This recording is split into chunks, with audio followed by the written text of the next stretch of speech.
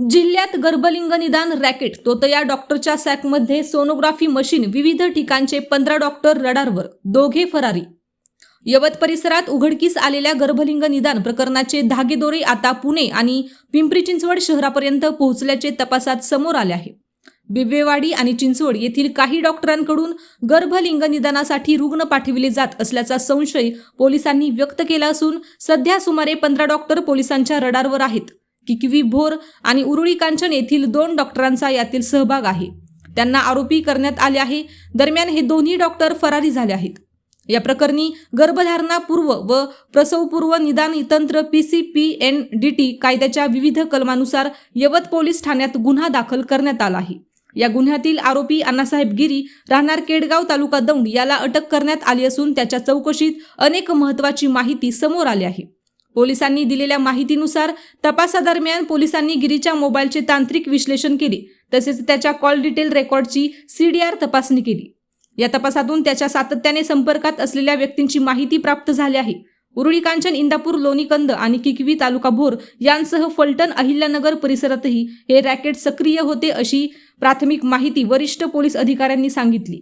किकवी येथील डॉक्टर दत्तात्रय भांबळे व उरुळी कांचन येथील डॉक्टर संतुराम कदम यांनाही यवतच्या गुन्ह्यात आरोपी करण्यात आले आहे. त्यांना कारवाईची चाहूल लागताच ते फरारी झाले आहेत.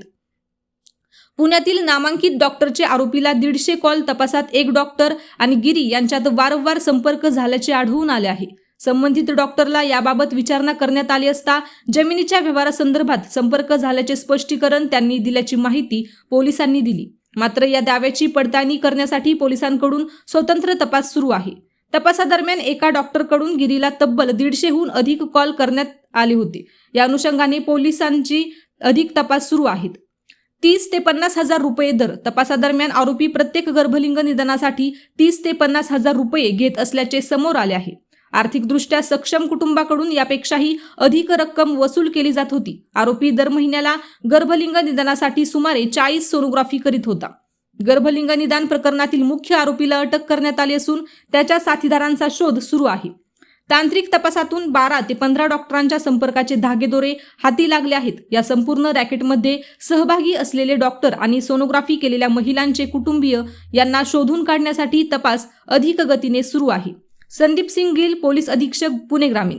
यवत पोलिसांनी हद्दीतील केडगाव परिसरात गर्भलिंग निदानाचं गैरप्रकार बेकायदेशीर प्रकार होत असल्याची बातमी प्रसारित झाली होती. त्या बातमीच्या अनुषंगाने डॉक्टर सचिन गुजर, वैद्यकीय अधिकारी, दौंड रुग्णालय यांनी दिलेल्या तक्रारीवरून यवत पोलीस ठाणे येथे गुन्हा दाखल करण्यात आला. त्या व्हिडिओमध्ये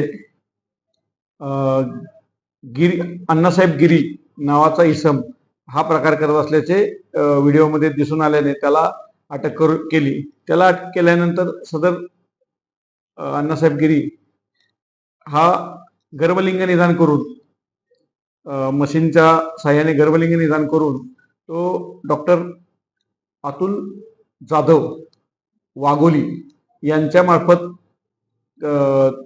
गर्भपात घडवून आणायचा असं तपासात निष्पन्न झाल्याने अतुल जाधव यांनाही अटक करण्यात आलेली आहे. दोघांची 30 मे पर्यंत पोलीस कस्टडी रिमांड आहे. अजून तपास चालू आहे. पोलीस कस्टडी दरम्यान काही बाबीचा तपास करण्यात येत आहे.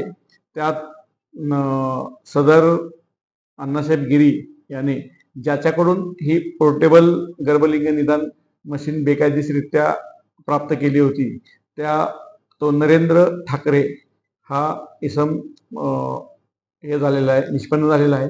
त्याच्या अटकेची कारवाई तपास त्याच्या अनुषंगाने तपास चालू आहे.